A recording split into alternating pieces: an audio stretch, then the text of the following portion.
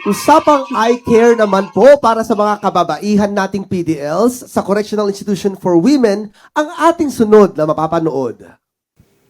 Bunga ng buwan-buwan na pagsasagawa ng PAW Legal, Medical, Dental, Optical, Jail Visitation and Decongestion Program sa Correctional Institution for Women o CIW sa Mandaluyong City sa pangunguna ng ating hepe, PAW Chief Persida Acosta, ay hindi lamang updated ang ating female PDL sa kanilang mga kaso, kundi mas napapangalagaan na rin nila ang kanilang kalusugan, tulad na lang ng kanilang mga paningin.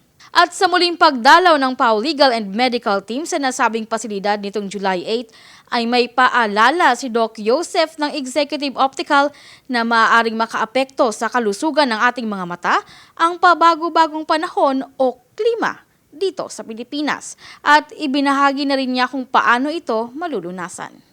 Dahil po tayo ay nasa tropical country or nasa Pilipinas na napakainit ang panahon kahit sabihing tag-ulan, nakaka-apekto siya sa paningin ng isang tao. Una sa lahat, na nagkukos kasi ito minsan ng pagdadry ng ating mata.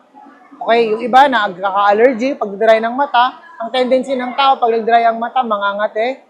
Kala nila parang may buhangin. So, ang ginagawa nila, kinukusot nila ang kanilang mata.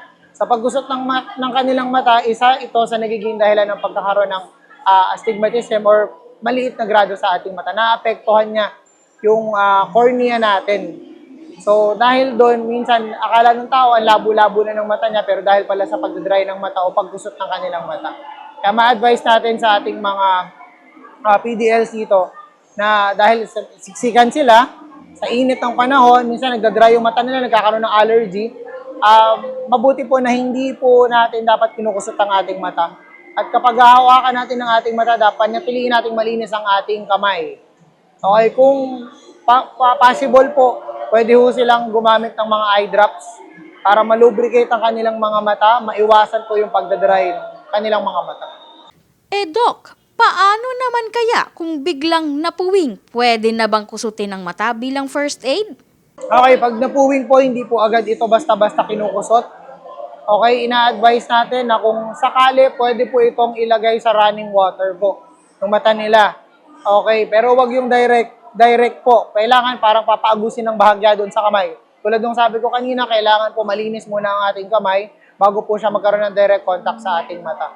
Kasi po pwede po siyang mag-cause ng infection. Kung madumi ang iyong hinawakan, tapos ididikit mo siya sa inyong mata po.